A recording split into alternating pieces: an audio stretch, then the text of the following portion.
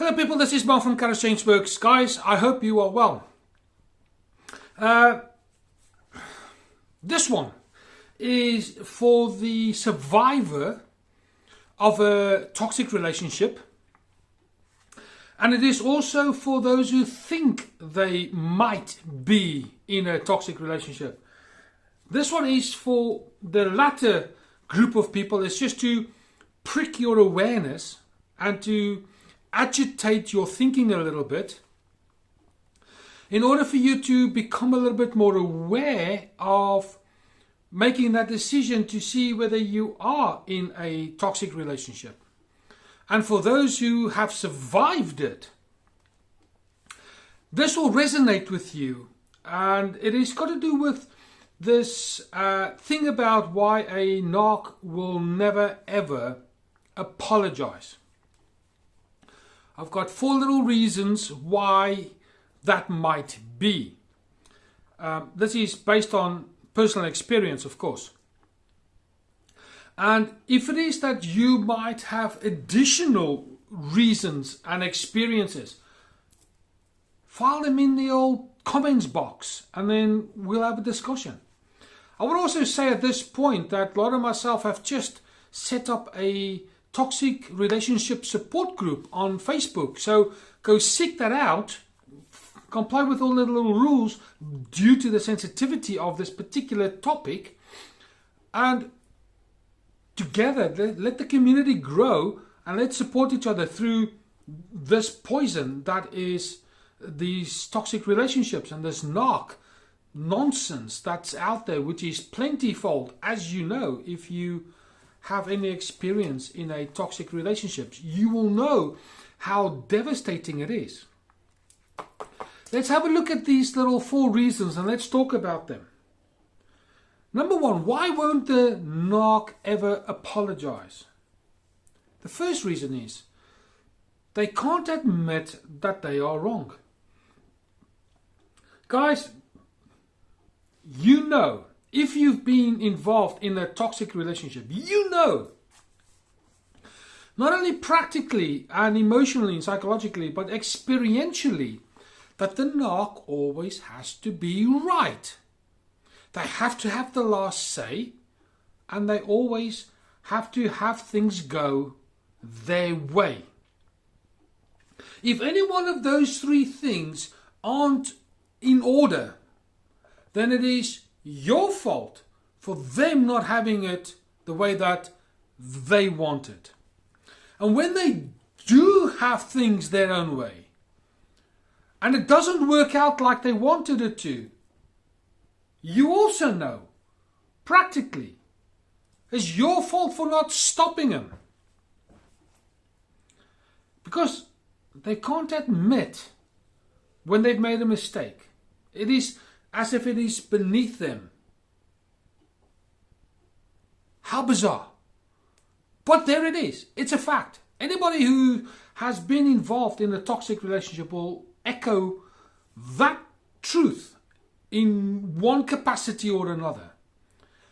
The prey is always at fault, even though you might have done nothing.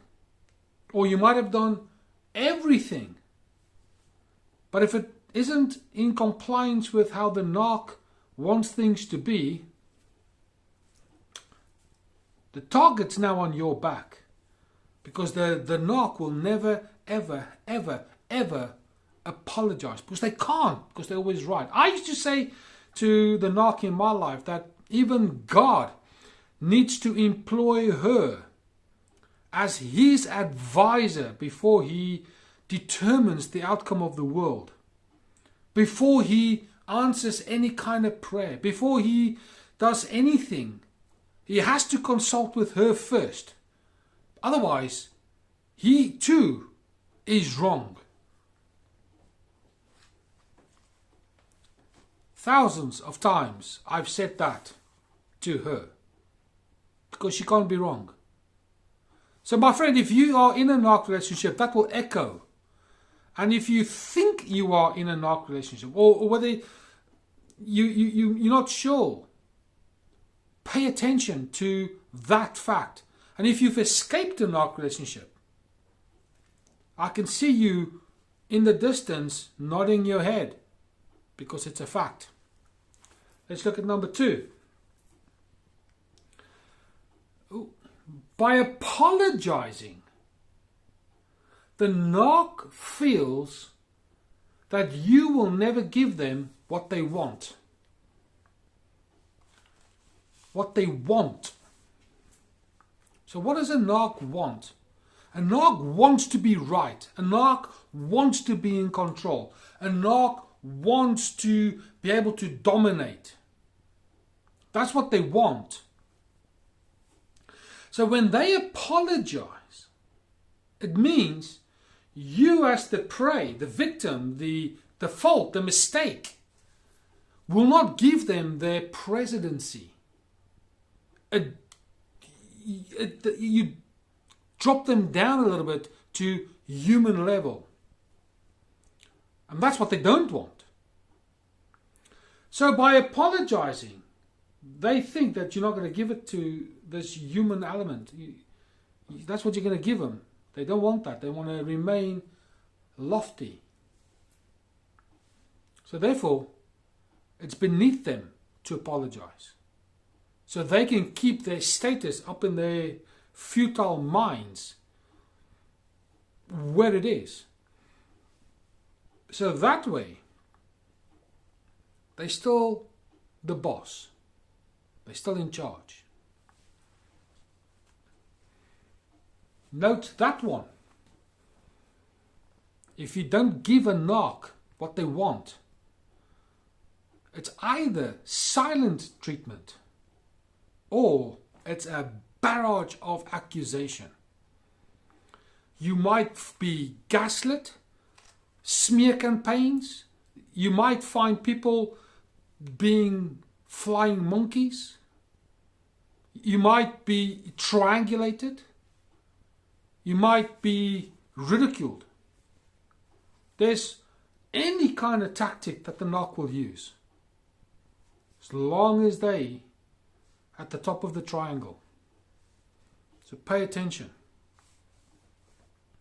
Number 3, a Narc will never apologize, because you will only apologize to a human, and for a Narc, you're not it. You are only a source of supply. Just like in the animal kingdom, how the lion sees the deer as food. The lion doesn't care about the deer as part of the animal kingdom. The lion doesn't consider that at all. The lion just says, there's my lunch. There's my breakfast. It doesn't consider the fact that that deer might have some offspring. The lion doesn't care. All the lion thinks about is, my stomach is hungry. I haven't eaten for 7, 8, 9 days. That's lunch. The lion doesn't care about the thing's age. It doesn't care about the thing's gender. It doesn't care about whether it's a granny or a granddad. It doesn't care if it was born yesterday. All the lion cares about is its stomach. It's survival. The Narc's exactly the same. The Narc does not care about the fact that you are actually human. It doesn't care about your gender. The Narc doesn't care about whether you're old or young. Nothing. They will dehumanize you and depersonalize you.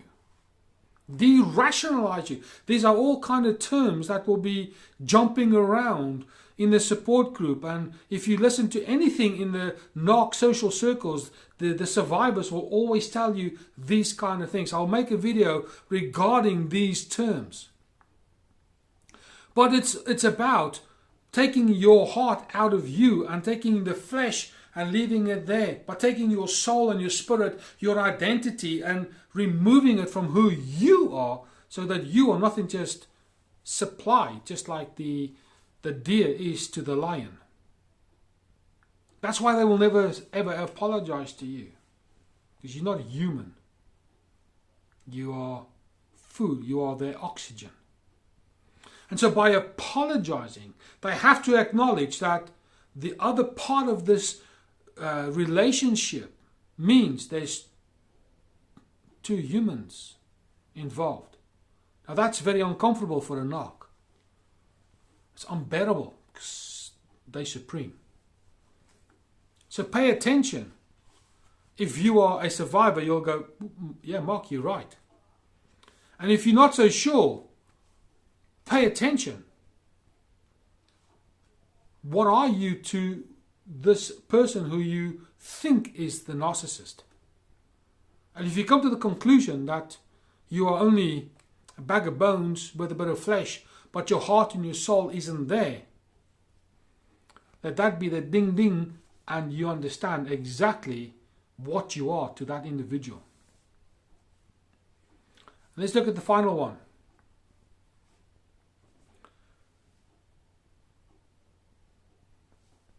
When a Narc does what they do, they leave a scar on you, like a knife that cuts.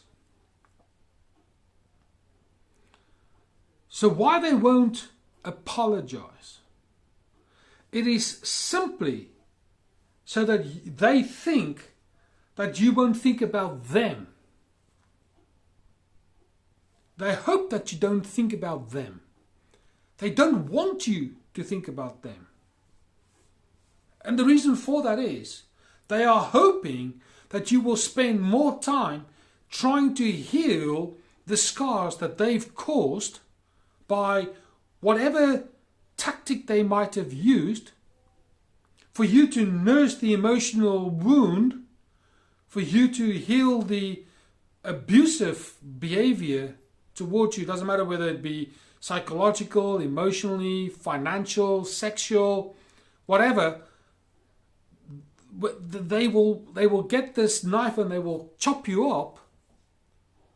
And so they won't apologize because they think that if you think about them, you're not attending to your wound. So therefore they will attack you time after time after time, forcing you to pay attention to this wound that they've caused you. That again puts them at the center of control as far as your behavior is concerned. So they then play you like a pawn in a chess game. So by apologizing means they've got to acknowledge that they were the facilitators of your pain and your hurt. And that will never happen in a Narc's life. Because they come across as all sweet and helpful and nice. Can never be me. How can it be me? I'm not that kind of person, you know. And they'll come up with all these social manipulating, emotionally laden words and phrases and behaviors.